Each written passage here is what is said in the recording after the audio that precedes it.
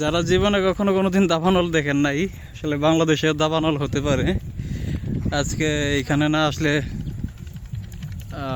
ওইটা জানা হতো না।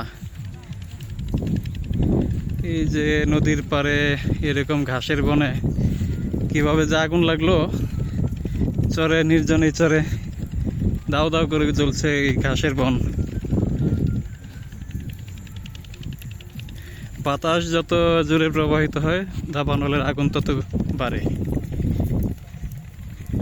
একেবারে উজাড় হয়ে যাচ্ছে।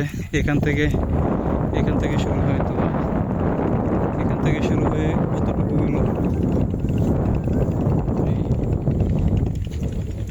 এখানে একেবারে জ্বলে পুড়ে শেষ হয়ে এখন ওইখানে যতক্ষণ এই ঘাস থাকবে ততক্ষণ এটা জ্বলতেই থাকবে।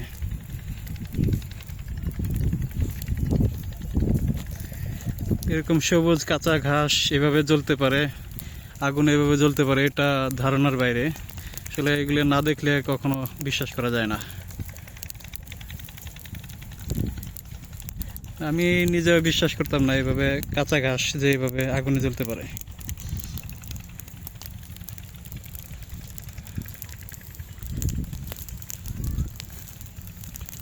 এই যে বাতাস কিভাবে বাতাসের কারণে আগুন কত বাড়ছে, আর এই পুরা ঘাস এভাবে বাতাসের সাথে উড়ে চলে যাচ্ছে দূরে।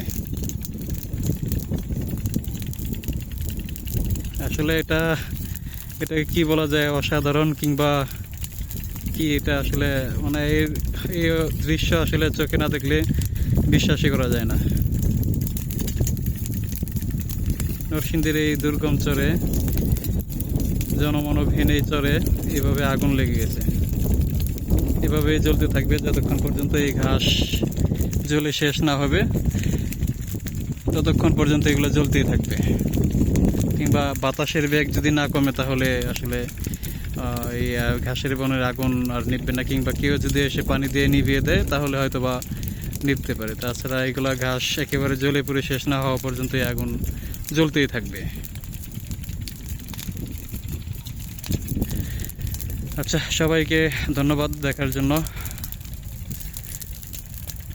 ভিডিওটা শেষ করছি এখানেই।